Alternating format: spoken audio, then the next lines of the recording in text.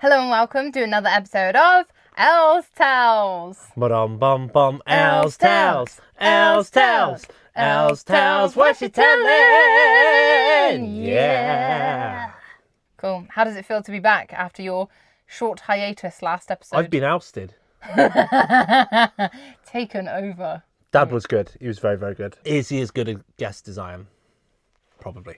I'll let you answer that one. Today's episode, we are talking about original versus sequel versus live action remake. Elio versus Freakier Friday versus Lilo and Stitch live action. Old versus new. We'll get to it all Something blue.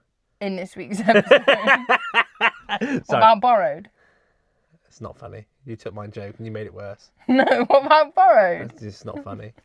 So I feel like it's really important to talk about original movies, right? I really want to talk about all three. I want to review each film. And What counts as an original movie? What's an original movie? it's like new. So Elio is new because it's a new story. It's not based on like a anything new else. original story. Because obviously a sequel being Freakier Friday is based off of Freaky Friday. So Roger, it's a sequel, I get right? you. Yeah. And then Roger. Stitch is a live action remake because it's based on something else. It's not original. So the original would have been Lilo and Stitch, the animated version. Yeah. The different receptions that each one received. So I think original films are really important because we are currently living in an age, I think, where everyone, including Disney, is relying a lot on millennial nostalgia, the sort of like throwing back to the good old days.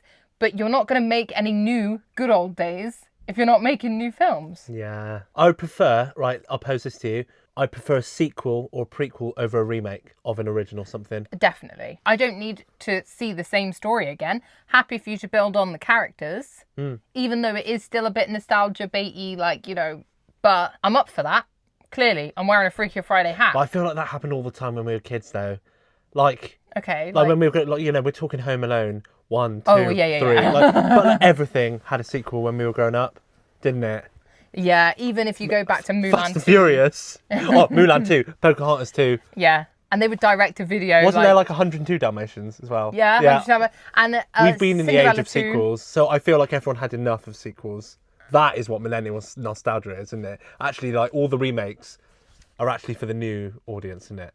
Yes, but I feel like it's not the right path to take. So even if we talk about a good live action Disney movie, right? Like Cinderella, everyone appreciates Cinderella is actually a really good live action remake. But do we need it though? No, of course we don't. But we got sequel But sick, I like it. didn't we? In the early thousands, we got sequel sick in the early thousands. Sequel sick. Sequel sick. Right. Too many sequels. Sick of the sequel. I'm sick of the sequels. I mean, I'm not sick of the. I would take a Mulan 3 and a Pocahontas 3. Would you though? Because Mulan 2 was I'm not just down. good. I'd just love to see where it goes. Where can this possibly go? No, I don't need to see Pocahontas 2 again, where she just goes actually. No, it's quite good. She goes to London. She meets John Rolfe. Who is this John? Which one? Anywho, so I think it is really important to support new films. I want to start off with the original film Elio, Pixar's Elio, and do a bit of a review of it because we haven't had a chance since the podcast started up again. I hate space. I thought you were gonna kick off that you hated the film then. No, I was gonna have to just drop kick the hat off your head. No, I hate space. So I had really low expectations for Elio just because for me, I thought I'm going to hate this. Like in it, I hate space. I don't know why. Space is so cool. No, I can't cope. I feel too small, too insignificant. Like one of my biggest fears is something like bigger than me, like a natural disaster, a meteor, something like that. I'm not here for any of that. Do you know what I'm more scared of? Stop messing around with the moon. Money Spider. And no. Something smaller than you. Money Spider when I'm in a vulnerable position, I can't deal with it. So if I'm driving along and I can't stop the car That is not what I thought you meant by vulnerable position. on the toilet, I'm pretty vulnerable, and a Money Spider comes down from the ceiling, that's scary. So I hate space, so didn't think I would like it. But here's my brief review of Elio. It felt fully original. Yeah. I didn't feel like a lot of things, like, so for example, with Moana 2, I could liken it to Frozen 2, and I could liken it to Mulan in some places, and it just felt a bit borrowed. Not bad, not badly, really enjoyable, but I could just see it. Whereas Elio clearly picked on some key, like there were little like horror sort of elements and I thought Elio was really good. It was references rather than feeling like a storyline was borrowed. You know, it was a specific callback to a sci-fi film or something purposefully done to give you the classic sci-fi feel, but not actually just borrowing bits of storyline. I really liked it. Surprisingly emotional on many levels for all of the characters. I find usually in a film you connect to like one or two characters like more strongly and whatever, but actually in Elio I connected to all of them in a different way, and they all had different emotional viewpoints, and I thought it was just captivating. I thought it was really funny. A review I read said that once he was abducted by the aliens, right, that the film got smaller when they wanted it to get bigger. Like, so I don't agree with that, because I personally think that the largeness and that sort of larger than life feel and the emotion that Pixar give you comes from the people and the characters coming together. And I think that's exactly what they managed to achieve in Elio, and that's why it felt bigger than itself, but still really personal and emotional. I didn't want it to feel big, because you're following the story of one small boy. Whoa, this is big, because it's not loads of different storylines, like... But obviously you'd expect that once you get into space and are abducted, that it would feel like a bigger world. Maybe. Like, I understand the point, but I disagree, because I think it depends if you what go they're too calling big, what are you going to do? It's going to get messy, and it's not going to have the heart of the characters. Yeah, you can't focus on... If you've got a big storyline... Like, I would even argue that Toy Story's big, in the sense of you're following loads of characters. By Toy Story 3, you've got the guys in Sunnyside, and you've got... You know, Woody doing his thing. Potato head. Yeah, it's like, and then there's a full breakout thing, and you're trying to follow so much going on, twists and turns. This is very straightforward, but it wants to be small because it's literally a small, simple story. But it's also massive. It's so hard to explain until you see Elio, and I 100% think that you should. One of my favourite things about it was the fact that the Talking Heads song in the soundtrack was 10 out of 10. As soon as that song came on, I was like, I love this film. See, I liked it a lot sooner than that. I got it in the first 2 minutes. I already liked it. So opening scene, isn't he? He's like with his auntie at a table, and she's like talking to someone, and he runs off, doesn't he, to like a room. And then as soon as he like lies on the floor and he's hearing all about Voyager, I was in then, which was probably 2-3 minutes in. I was all in. That's because you love space. No, but I just thought it was really cute because you instantly had the premise, because like the lady comes over and asks like, oh, how he is without his mum around. So I'm like, okay, there's the instant sob story. And then he runs off, and then he's like all into space, and you know what he loves. In the first 2 minutes, I know what's happened to him and what he's interested in. Yeah, no time is wasted on screen. That I love when films do that. Like Finding Nemo does it really well. Like, no time is wasted. You know where they're at, what's happened, you've got backstory, and you're in. That's his auntie. He's a boy. He ain't got his mum, and he likes space. Job done. But it doesn't feel rushed. No, it's not rushed. Doesn't feel gimmicky. Doesn't feel, it feels really. But I was on board. Good, like straight away, I was classy. on board. I was like, I like who this character is. Yeah. He's not like a brat. He's like sad, cute, angry at the world, which plays off well, because at no point do you feel angry with Elio for being like, just love your auntie, man. like she's, you know what I mean? One of the things I absolutely love as well is the character design. Yeah. Elio, his eye patch. I love that the eye patch thing is used later on. It's not just a character design, it's a story helper. I love his cape. I love everything. Everything about the character design I think is amazing. Some people say that Disney and Pixar have a character design and an animation style that they use over and over again. They do. But people are saying that they're bored of it. And I have a rebuttal for you. We see a lot of it. But Studio Ghibli, or Ghibli, however you want to say it. I think it's Ghibli. Ghibli, Schneeble. Mr. Schneeble. They have the same. They're not changing their style. Yeah, granted, yeah. It's like... A studio can find its lane and stay in it, that's fine. When I see something, I like to know it's a Disney film or a Pixar film. That's true. You can spot a Pixar film because it looks like a Pixar film. I don't think just there's anything like wrong a Studio with that. Ghibli one does. Yeah, Mr. Schneeble. Schneeble. They are about to do, the upcoming ones. So we have got a lot of sequels coming from Pixar. Let's discuss. What are you more excited for? Let's do it this way. Coming soon from Disney and Pixar, Incredibles 3. We've got Coco 2. You've got a really cute looking film with different animation from Pixar called Gatto. And it's about a little Italian black cat. It looks amazing. It looks a bit Studio Ghibli, Zootropolis or Zootopia 2 comes out in a minute. You've got a lot. I'd rather Gatto because it's new.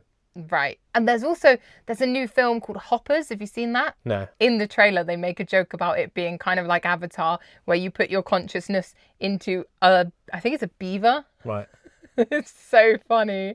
It looks really good on the trailer, but it's given a bit DreamWorks at the moment, so I'm not sure. I'm not sold on it completely as a Pixar movie, but I'm very excited to see, because whenever I've felt like that in the past, Pixar pull it out the bag. Like Onward, I was thinking, does this feel a little bit DreamWorks to me? No, that was really good as well. But in the trailers, I didn't see any trailers. It was given DreamWorks. I don't know why I ever doubt Pixar, because I always love what they do. Also, I feel like the animation is different. When you look at something like Elemental. So how different is Elio in design to Luca and Alberto? Really? No, but I think... Curly-haired boys. I think he is. He's not curly-haired. What kind of funky hair boy?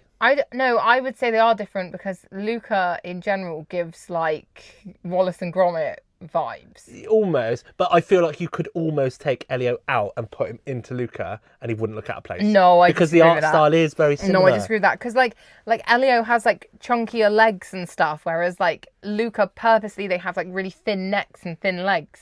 Yeah. No, there is I a definite art style though. There is a style and a vibe, because you know it's Pixar. So you're most excited for Gatto then? Because it's new. Yeah. Yeah. Always something new over something old. But it's interesting as well, because it's going to be a completely different style of animation. Cool. So we'll see. I've not even seen We'll let you know. Seen anything about it. But I did absolutely love Elio, basically. Right. My question for you: where would you rank it in the sense of? I'll set this question right. Let me set the scene. We're talking A tier Pixar. We're talking Monsters Inc., Toy Story, Finding Nemo, Cars, Finding Nemo. Right. Not Cars. Cars is up there, and that's undebatable. That's not there. C tier. We're talking Planes. Right. The Planes doesn't even have a tier. Right, we're talking Planes. It's not on the list. For you don't like Soul. We're talking Soul and Planes. Soul Planes. Are we talking? People are all over the world. Join the Soul Plane. It's the Soul Plane. Oh, you said it's a good film, and I think it's a good film. How high are we talking? I need to watch it again, but I sobbed, and what I look for in a Pixar film is sobbing. To be honest, I need it to hit me somehow. Elemental, I was sobbing. Like terrible. And as good as that was, I would put that B tier. No. You think Elemental's right up there with Yes. Toy Story? Yes. I watch Monsters, Elemental at least once a month. I love it. Yeah, but it's just because you watch it frequently. Is it up there with Toy Story and Monsters Inc? Yes. And see, I don't think it is. That's your opinion. I think it's the same category with Inside Out. Great idea. Wonderful film. See, I would put Inside Out a bit lower because, like I say, I don't watch it. Bing Bong Fading Away is too But does traumatic. Elio make that group B tier, where it's your kind of... I actually think I preferred Elio to Inside Out. Yeah, so it's up there then. It's in there. But are you putting it in A? No, is it no, up there? It's not up there with Elemental. Because the thing is, right, is that I feel like it's so hard to get to that category of Toy Story, Finding Nemo and all that. Elemental is the only recent one that hits it for me, and instantly I was like, love. All right, interestingly then, same question, but for some of the sequels you're talking about. So where would you put Coco in that? Coco's got to be up at the top as well, though, hasn't it? Coco's A tier. I just feel like their bar was set so high. We are cursed by nostalgia as well, though. But yeah, essentially, I would put Elio not as high as Toy Story and all the like sort of golden age of stuff, but I wouldn't put it as low as Planes and Soul. I wouldn't put it as low as I would put Inside Out. I mean, we did a rankings of Pixar films previously. To Elio, yeah. Yeah. It's making that top 10 board then, isn't it? To be fair, I think in the top 10 board, I had Finding Dory as 10. Oh, yeah. So I would maybe put Elio in there instead, just because I feel like it deserves it over a sequel. But I am partial to a Pixar sequel. I've got to say, they know how to do it.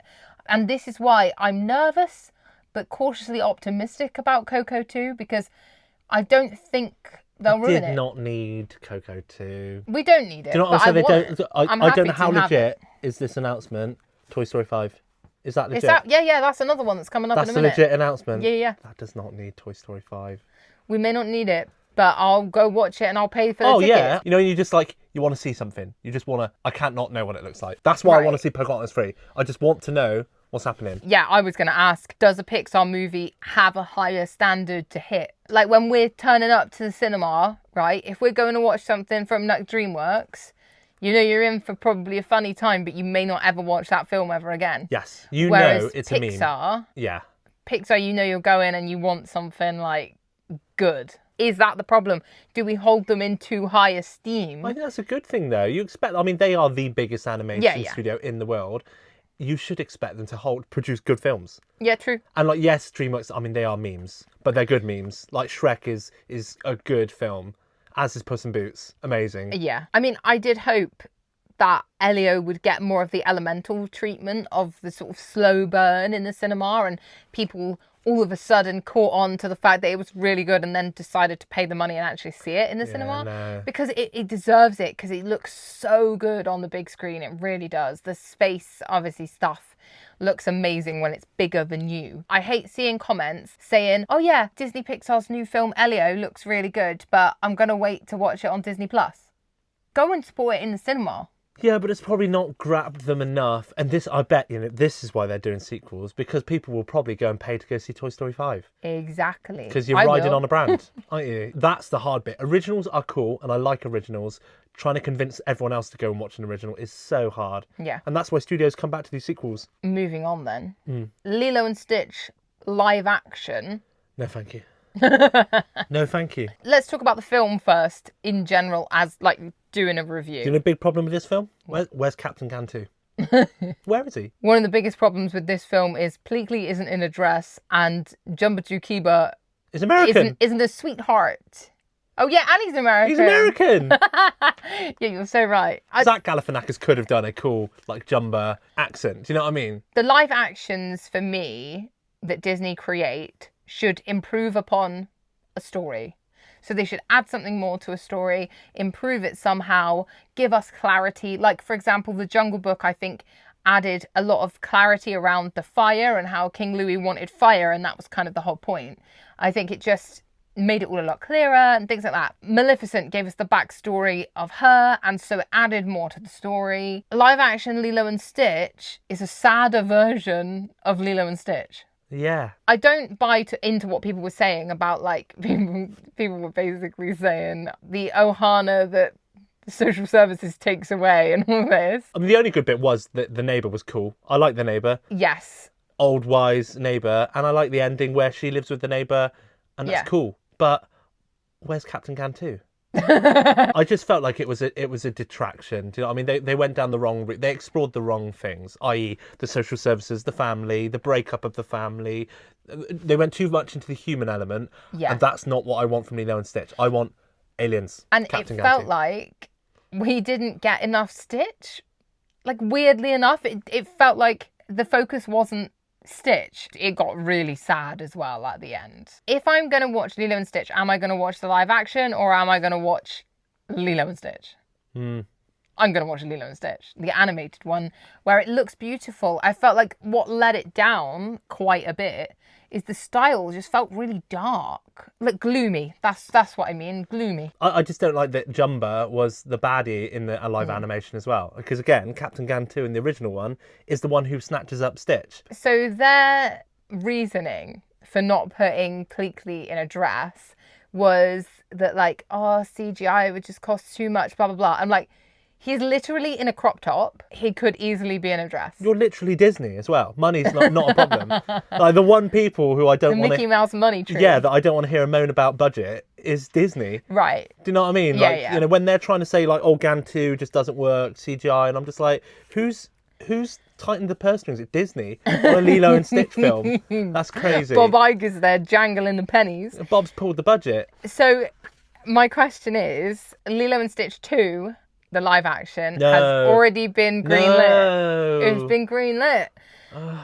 Obviously, we're going to see Angel. She was already a little Easter egg in the live action first one. I'll only tolerate if Captain Gantu makes an appearance. Right, I do feel like we need Gantu. Full 9 foot of him. Just... Would you go and see it in the cinema? Would you look forward to that? No? No. And this is what I mean about a sequel. While we can be pulled in to a sequel, I feel like it's so plainly obvious that Lilo and Stitch live action 2 is for the muns. Yeah, exactly. I'd rather go see Gatto. Yeah. Because it's new and I don't know what to expect. Yeah. About a cute little black cat called Gatto. That sounds cute. Yeah, adorable. I think he's in Italy as well. So cute. Adorable. I'm in. I'm all in. The thing is... Are you sure it's in Italy? Because Gatto's like French, isn't it? It's spelled Gatto. Gatto. Gato. I saw a lot of reviews of live action Lilo and Stitch saying that the storyline made more sense because it was more realistic and all this. And I'm like, no. Stitch is an alien. You can't, it's not more realistic. That was, again, they just wanted to explore the human. They got it wrong with Mulan as well. It's the same thing where they try, basically, they give it to a director and the director wants to explore a certain element within the original story. And it's just like, no. But you've picked the wrong element. Okay, if you want to explore a different element, but pick the right element. They should have just made a film about Stitch being made in the laboratory. Like the rise of... how was he made? Jakiba, just making Stitch and going through his other experiments, which I know we see the other experiments in the series, but like... I feel like they'll do that in 2. I think the storyline in 2 is probably going to be... But it'll probably be a tiny flashback to Jumba in his lab. Yeah. I would have loved like a full film about the rise of Jumba. Or just call it Jumba. Just give me a film called Jumba. It would be hilarious. I do feel like sometimes studios in general, but obviously Disney is the one we're on about, they are too scared to do something niche. When niche things, like for example Emperor's New Groove, is now so loved and like quoted by the fandom as well. Don't be afraid. Give us niche, give us quirky, give us crazy ideas. Like I would have rather, if they're doing a live action, do a Jumba live action film. You know what I mean? But to be honest, just give me animated Jumba film. I agree. People would get excited about that and find it really fun and like, what do you even expect from that? It would be so good. Leading into a great sequel though, Freakier Friday. It's easier to do sequels of live action things that were live in the first place. Based on? I just feel like it's easier. Are we talking budget? Are we talking writing? What are we talking? I don't know. I just feel like live action sequels always seem to be better than animated sequels. When you do a sequel of something like Freakier Friday, you not only have the input of the writers and the directors and all that, you have the input of the actors and actresses that were in it. So Lindsay Lohan, Jamie Lee Curtis clearly had quite a lot of input with the story, where they think their characters would be. Like I've seen them talking about it in interviews and stuff. You can tell they really care. And I think that that's part of what makes a good mix for a sequel. When the people involved really know their characters and care about them and want them to be somewhere successful. They want them to be happy. Well, they want it to be a good story as well. They didn't just cash grab it. The fact they waited 20 years, they want it to be good. But talking about size, like scale, because you talked about it in Elio, I think the reason I liked Freakier Friday was because it felt like the same size. Right, there's nothing worse, than you remember Hunger Games? Episode 1, the peacekeepers are literally white t-shirts and jeans. And they look awful. Suddenly, next film, budget. Big budgets come in. Yeah. Peacekeepers look like the Power Rangers. We have this thing, whenever we're watching a film and like something big just blows up kind of for no reason, we just look at each other and go, you know what that is? But I find that quite distracting because I'm thinking like, how am I meant to like be immersed when the universe has suddenly just become 10 times better? We're in massive locations now with billions of extras wandering around in wonderful costumes, whereas like this felt perfect. It felt like it was a continuation of the original. However, I would argue that it did feel bigger because the ending felt like it got bigger, but in a good way. How do you mean? Well, no, they did a live show. They did the big concert. They did a concert at the end of the first film. Yeah, but that was a competition, whereas this was like but they were obviously a famous band now, weren't they? It was good. It didn't feel out of place. No, I'm not saying it did. I'm saying it felt like the film was big enough. It wasn't a damp squid at the end is what I'm getting at, because there was a point where they have like a dinner and I thought, oh no, is this going to be the end? Like, I had no concept of time in the cinema because I was loving it so much. I thought, oh no, is this going to end in a minute? And then after that, you got the big like finale and I was like, now it feels like it is an end. I felt like it was feeling unfinished. And then they did the big bit at the end and I was like, this is so good. Okay, question for you. What other live action Disney sequels would you like to... Like, for me, is Wild Child Disney? It's not, is it? Sure. I love Wild Child, but anyway, put that way. But yeah, no, Cadet Kelly. I'd love a Cadet Kelly sequel. Cadet Kelly 2.0 would be amazing. I mean, we're about to get Princess Diaries 3. I'm very excited for that. Yes, yeah. I would love a Hannah Montana movie of some kind. Yes. Because the Hannah Montana movie was incredible. I would love Miley to come back to Hannah Montana. Because I know she did the big like note to her and like, you know. Like literally imagine they did like Hoedown Throwdown in the last one. Like imagine they did like a Hoedown Throwdown. to the Hoedown. But it would be so good. A second one of those. So that would be your answers. That's the live action Lizzie McGuire movie. Yeah, I'll be down for that. Everything. Just give me everything. That kind of Disney Channel film, but it went to like big film. So like Hannah Montana was Disney Channel. They could have just done a Disney Channel original movie, but instead they've gone Hannah Montana movie, you know? Yeah. And also, I'll say what else? A Cinderella story with Hilary Duff and Chad Michael Murray. Mm-hmm. Oh yeah. Waiting for you. It's like waiting for rain in this drought. Iconic. Give me 2. Confessions of a Teenage Drama Queen. Could you imagine? Confessions of an Adult Drama Queen. It'd be great. I do love a sequel.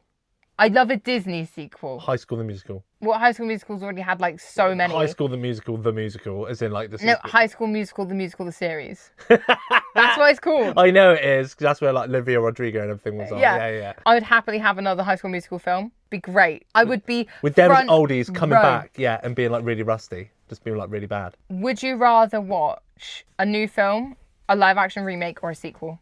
A new film, always, every time. Yeah, because you might find a gem. You might find something awful that you'll never watch again, but you might find a gem. If you never watch a new film, you're never going to have the nostalgia. You're never going to have the experience. Like, you imagine that you didn't want to watch Emperor's New Groove because you wanted to watch Pocahontas 2. Right. And you traded off Emperor's New Groove because it was new. Yeah, you didn't fancy it, and we went for Mulan 2. Yeah, exactly. And when you put it like that, it makes so much sense. 100%. I would rather watch Elemental than a live action remake. I would rather watch Elio. I'd rather watch Gatto. However, I would rather watch Toy Story 5 over all of those because I love Toy Story that much. So my question then is, do we just want sequels of things that are incredible? However, if they had stopped Toy Story at Toy Story 3, I would not want more Toy Story. Toy Story was done at 3. It was, yeah. And if it had stopped there, it would have been a golden trilogy. Yeah. And it would have been fine. Now that they've done 4 and they've carried on the story, kind of like almost awkwardly carried it on, they need to now carry it on to like wrap it up. So my prediction is we're going to get to Toy Story 6 and then that might be it. Andy's going to be an old man. A double trilogy. Oh, Andy probably won't be in it Andy's going to be a grandpa. Here's what I would have done with Toy Story 4 and here's why I knew that it wasn't going to be the last Toy Story ever, even though they told us it was, right? I would have, after the credits, had it so that Bonnie and the crew come back to the same sort of getaway place every year. So they caravan every year. It's a family tradition. Then like sort of a montage, if you will. And then Bonnie comes back every year with her kids and all that. And that is how he stays in touch. Because, for example, at the end of Toy Story 3, we saw that Barbie was staying in touch with everyone from Sunnyside with the letters in the backpack, which I really loved because it's like, okay, they're all still in touch and they're all still friends and it's all really cute. So I feel like they should have done that with Toy Story 4 so that we knew that the gang was still in touch with Woody and Bo. Is John Ratzenberger still alive? Yeah. Oh, he is. I was just worried that. No, it was Potato Head that died. Right, yeah, Don Pickles. Don Rickles? Don Pickle Rickles. Don Pickle Rickles. It's Don Pickles, I think it is. Picking your Rickles. Was it Don Rickle? Reckon your Prickles. I don't know.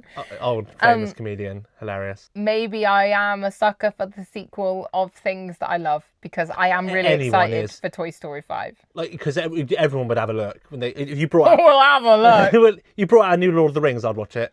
Innit? And Star Wars. Would you? Because you stopped watching Rings of Power. Yeah, because that's not Lord of the Rings. Though, see, there we go. Whereas Toy Story 5 is actually a continuation of Toy Story 5 with the characters you want. Do you know what I mean? I'm talking like actually Lord of the Rings, the next one. Do you know my only critique? So, I love it when a sequel brings back the original people, obviously.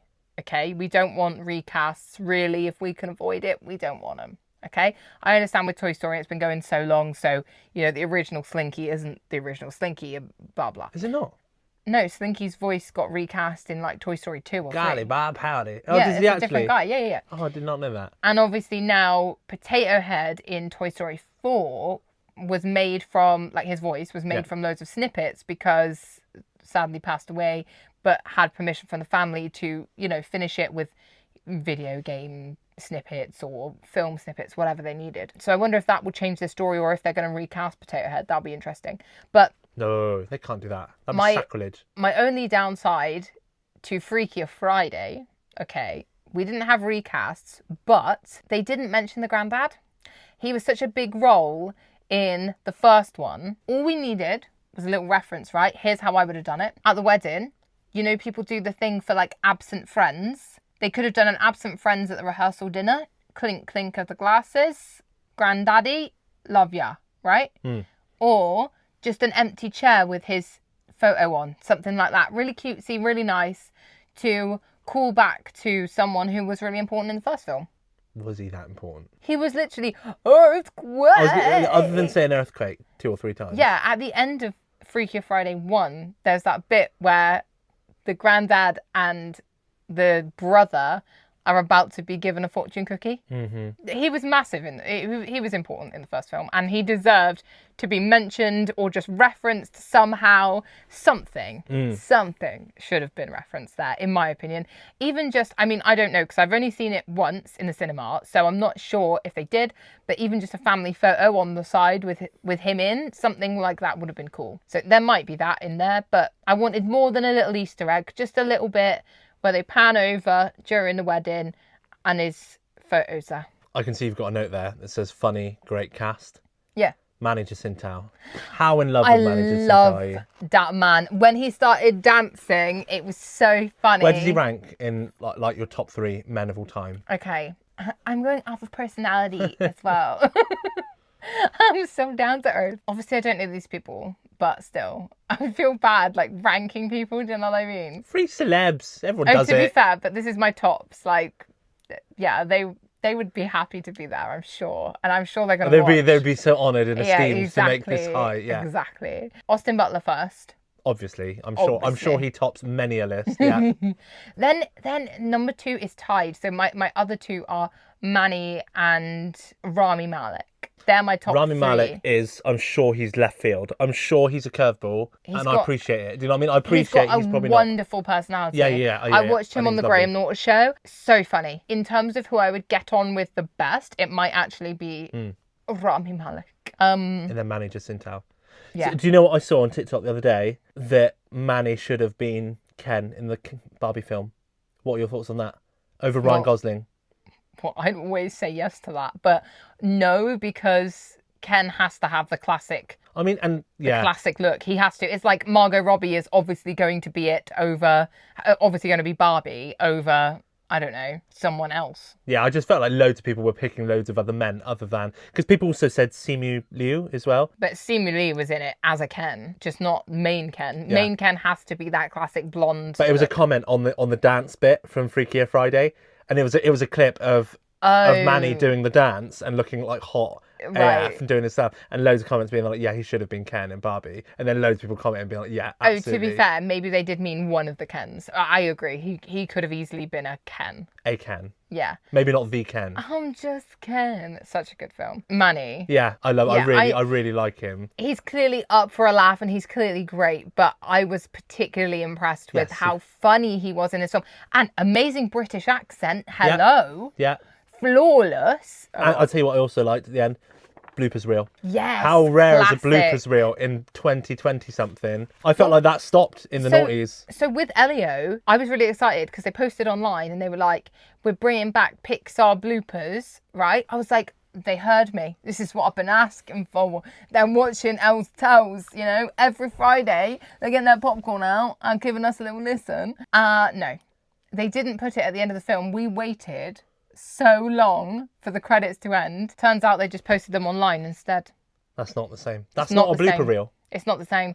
They have now reduced one of the most sacred, amazing things about Pixar, especially growing up with Pixar in my era. Oh, and Toy Story 2 blooper reel was elite. And they've reduced it. Yeah, it had to be cut. So it's so outrageous. So on the money, yeah. They had to cut some of it. So outrageous. But the thing and that's what we grew up with as kids, watching outrageous bloopers. That they were just like, you know what, this is not appropriate. We gotta take this down. We gotta take this down. Yeah, so that doesn't count. Don't just put it online so that you get like traction and likes. It needs to be at the end of the film. That was a gimmick. You can't be like, we're bringing back bloopers. It upset me. And there were no blooper reels at the end. And I got all excited and I said to Nick, and I was like, yeah, you told me about it. There's bloopers. I said to him, I purposely didn't watch them online because I want to see them on the big screen. I was fuming.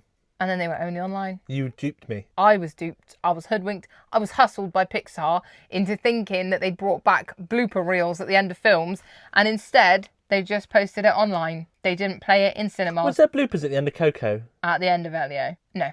I felt like they could have had some hilarious bloopers. Well, imagine if they were like running along the petals and someone just fell through the petals or something. Or a dog just comes on and takes someone's leg bone or something like that, which I'm sure probably does happen in the film in the background. Hilarious. People should stop treating Pixar as if it's some like small side project studio. And Who treats them like a small side project studio? Listen. What? Who? Disney. Disney don't treat them like that. Yeah, I'll tell you for why. They don't get the budget anymore for marketing, ever. People, more often than not, say they haven't heard about Elio, they didn't know enough about it. Elemental was the same. They're like, where's the marketing? Are you saying that Bob's being tight with the budget? Yeah, I'm saying Bob's got a purse strings at Pixar and is going, no, you can't actually have money to promote that amazing new film because we're too busy pushing Lilo and Stitch live action. And I'll tell you for why. Lilo and Stitch live action, hold the phony. Lilo and Stitch live action had animatronic Stitch going around, popping out of popcorn buckets, driving a car. What did Elio get? Like, why are they not doing specialist screenings in, like, you know, a science museum or, you know, like a space museum? Putting a rocket into space with Elio on, I don't know.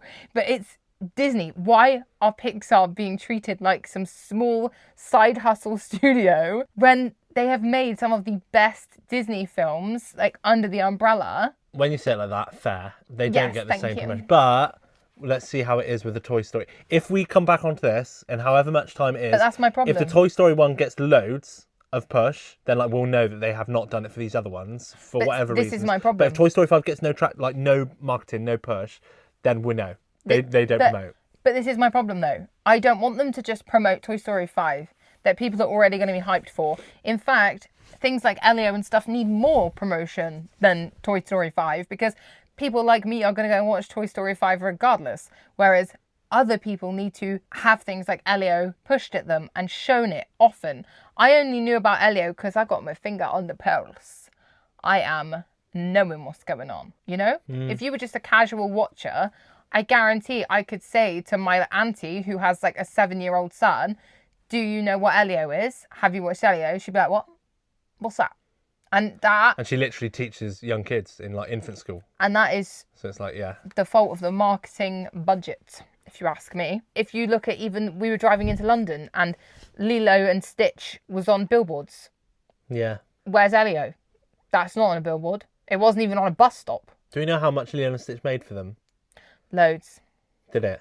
And that's the depressing thing. That's why it's got number 2. Yeah. It wasn't that good. It wasn't good enough to deserve a sequel, in my opinion. And I would rather watch Elio than live action Lilo and Stitch. All day long.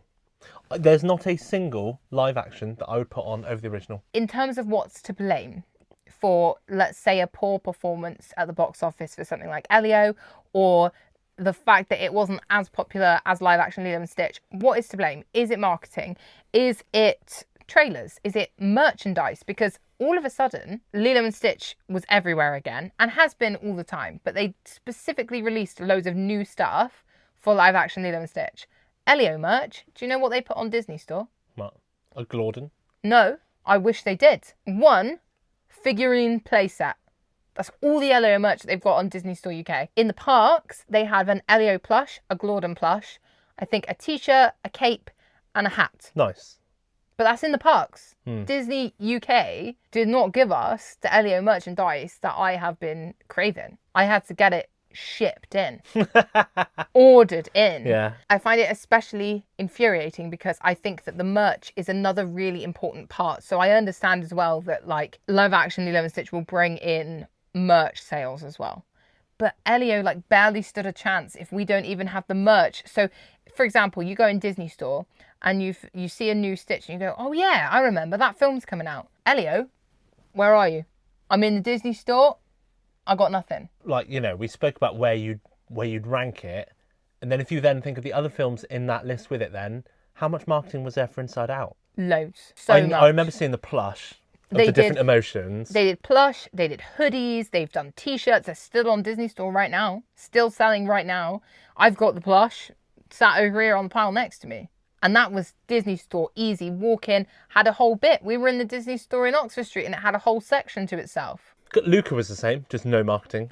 Well, so the thing with stuff like that is that went straight to Disney Plus. That was never in the cinema. So It didn't really need its own marketing because obviously anyone who goes on to Disney Plus, it'll come up on the top banner as a new added thing. There's your marketing all wrapped into one. Is it because they consider it not as good? This is what I'm saying.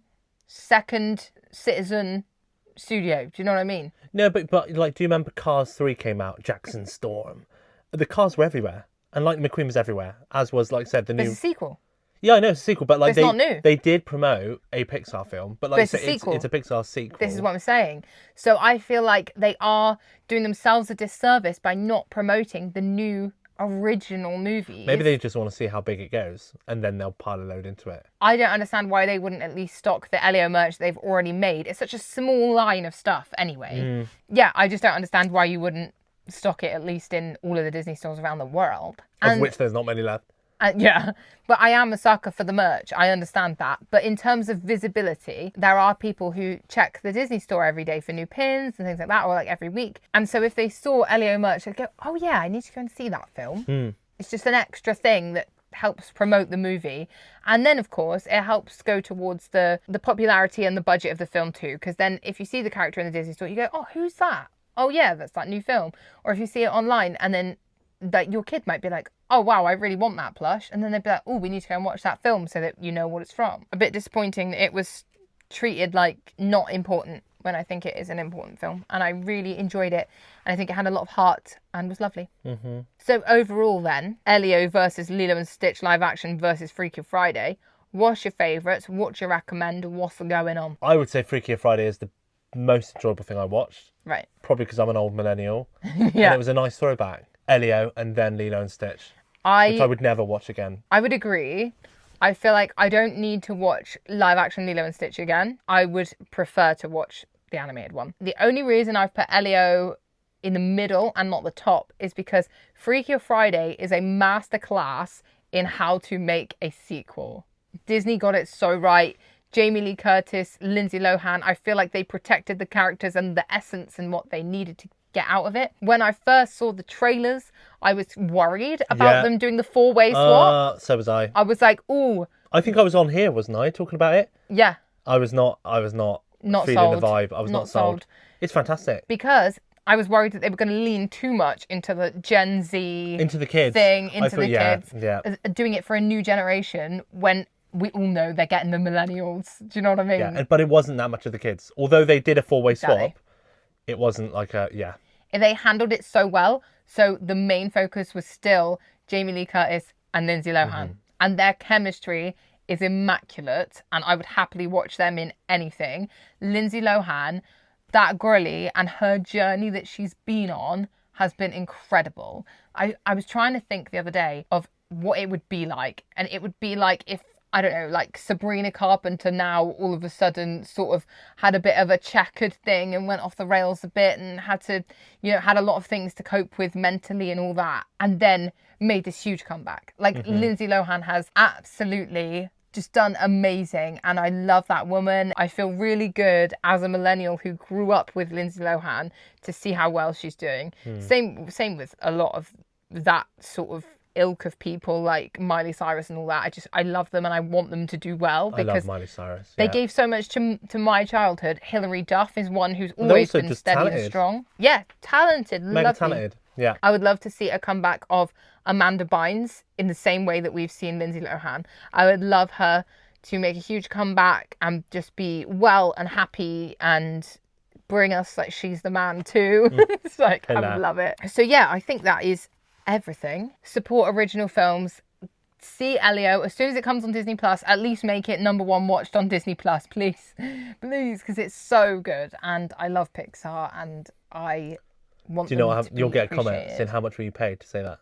Oh, that's the thing. You get it all the time. I'm just positive, guys. I just love films, especially Disney and Pixar, and it's a little bit like how people feel about Taylor Swift. Even if one of her albums isn't that good, people will still say it's amazing and listen to it. Because they just love her. Yeah. You know? Yeah. I am kind of like that for Disney and Pixar. However, I will call out Bob Iger if he's not putting enough marketing budget behind original Pixar ideas. Are you ready for Controversial corner. Yep. Yep. You're like, give it to me. Well, cities do. Reviews shouldn't be released until a week after a movie or TV show has come out. This, I totally agree with. I don't even think it's controversial. And the only reason, I think, is not because of my own fault, because I'm not a Muppet who gets swayed by someone else's thoughts. Or am I a Muppet? I don't get swayed by someone else's opinions. But, unfortunately, someone will say, this isn't a good film, and everyone then thinks it's not a good film, without even watching it. Hatred and negativity is what gets the clicks on the line. So what you get nowadays, with the line and on the universal World Wide Web, you get people who say things for shock value, worst film I've ever seen, doesn't stand up to the original, blah, blah, blah. I mean, you had it with The Acolyte. People were giving bad reviews before they'd even seen it, before it had even been released. If you just delay the reviews by a week, then people would still go to the cinema and they would ignore the sort of box office figures. Would they though? Like, would the figures actually be worse? Because as humans, like human nature, we like to have a recommendation first. Like, no one really likes trying somewhere they've never been before. Like, so if we drive past a restaurant and we think we've never been there before, or would you rather go somewhere you know? Or someone recommended it. Different, because McDonald's is massive and everyone knows it and likes it. But I'm talking like 2 restaurants. You've never been to either one. One of them, though, your best mate and your sister and your mum and dad are like, yeah, that's great in there. You've never even heard of the other one. If you don't go to the cinema much, right, it's almost like when you're being somewhere on holiday where, like, I'm going to go home tomorrow, so I'm not going to have enough nights to eat in both of these places. And if you don't go to the cinema much, you're like, I need to pick one to go watch. I think the problem that you've got, though, in this day and age is the hatred comes out thick and fast. Exactly, so you'll stick with what you know. And you'll just be like, I'll take the recommended one. In which case, the recommendation then, though, is like getting a little taster from the trailer. You're getting a little sample of the food from the trailer and you go, ooh, I like the look of that. But then if you see a negative review, you go, oh, maybe I won't spend the 20 quid and go watch it in cinema. That's more what I'm saying. It would be a buffer between the false negativity. I feel like then we would get a lot more accurate reviews, because it wouldn't be, I hate this because of this, I hate this, I hate that, because they're trying to get the views and the clicks. Yeah, it's weird though, because like in video gaming, which is a totally other circle. Like, in video gaming? Like, good reviews can like totally resurge a game to come back to life. Or like a game to come back, like Call of Duty, the latest one that came out. Yeah. It was everywhere. I haven't played Call of Duty for years. I last played it when I was in college. Everyone was loving it. I saw so much TikTok and YouTube because everyone's like, this is a good game. This is one of the best ones they may have ever done. And I bought it and I was like, yeah, this is probably the best COD I've ever played. That would happen just a week later. Weirdly, it does happen. Like, positive reviews can then make something come back to life. Oh, yeah. But films, negativity seems to be what sells. Like, what was the last film that you can think of where the reaction was overwhelmingly positive? Do you know what? It normally happens on films I don't like. I tell you what, when it happened, Thunderbolts. We watched Thunderbolts the other night. Yeah. And you know, and I'm sat there thinking, this is rubbish. You really didn't like it. I thought it was like good. Utter but not rubbish. Not great. No. I predicted what was going to happen. They do Naruto talk no jutsu to get the guy. No one will understand what that means. They literally talk the baddie down. We're talking a baddie who is stronger than all of the Avengers combined. God level strength. They got him with love. They talked him down. Love. Are you telling me that's a good story? If I pitched to you, telling me right now? If I pitched to you a film idea, I'm going to make this baddie powerful as the gods, powerful than all the Avengers, Thor, but he Iron just Man, needed a Spider-Man. hug. Yeah, do you know how they're going to beat him? They're going to talk him around. No, it was literally a group hug. First, like everyone else does, let's check the reviews. I go on my phone. Overwhelmingly positive. Like, the critics were like 89%. The audiences were like 94%. And I was just like, that was when I overwhelmingly positive, and I thought, this just ain't right. Incorrect. You're totally incorrect. And then you get ones where it happens the other way, like a film you really like, and then everyone's review bombed it and you feel really heartbroken. The Acolyte is the one that really sticks out for me. I thought it was incredible. So I still stand by what I said. I do think that it should be a delay for a week after, not a week before, because otherwise it gets so much negative press before anyone can even watch it. If it would actually cause damage to films, as in like no one would then go and see them because everyone's scared to go something they've not heard a review of, what would you do then? They just go a week after. If you're waiting for the reviews, just wait for the reviews to come out a week after. Yeah, but how many cinemas would want to have a film sat there with no one watching it for the first week?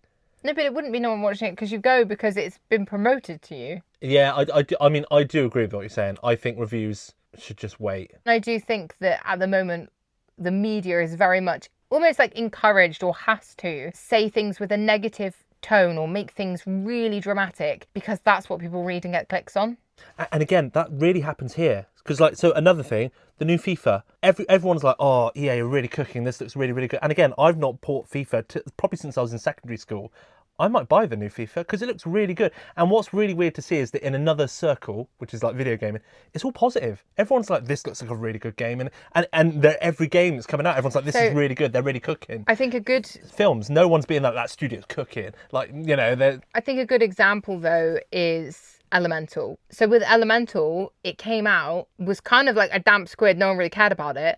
And then because it got such good reviews and so many people said they loved it, it then surged later on. Amazing turnaround. And that is the audience response being so good. However, once again, where's all the merch for Elemental? We got a t-shirt, 2 plush, a pair of ears. We didn't get like a Loungefly bag and like all this nice stuff that you'd usually expect from a line. I do think that Disney are avoiding putting money behind original Pixar ideas at the moment. I'll be interested to see, there's a new Disney film called Hexed that's on the way. Just been announced at D23. I'll be interested to see what they do with an original Disney film, not a Pixar one, a Disney film, and how much they put behind that. With Wish, obviously, they put quite a bit behind that, which was an original, but it was for their 100th thing. It was an anniversary one. So is that the reason why? It would just be interesting to see what happens, see what they do with the merch of things and the marketing budgets and such. Let us know what you prefer. Do you like an original, a sequel, a live action remake, and all of that? And what do you reckon about reviews? When should they be released? We will be back every Friday with another episode of Elz Tells. Elz Tells. Elz Tells. Elz Tells. Bum bum bum. Elz Tells. Elz Tells. Elz Tells. What's telling? Yes. It is cool. Episode 4. See you next week.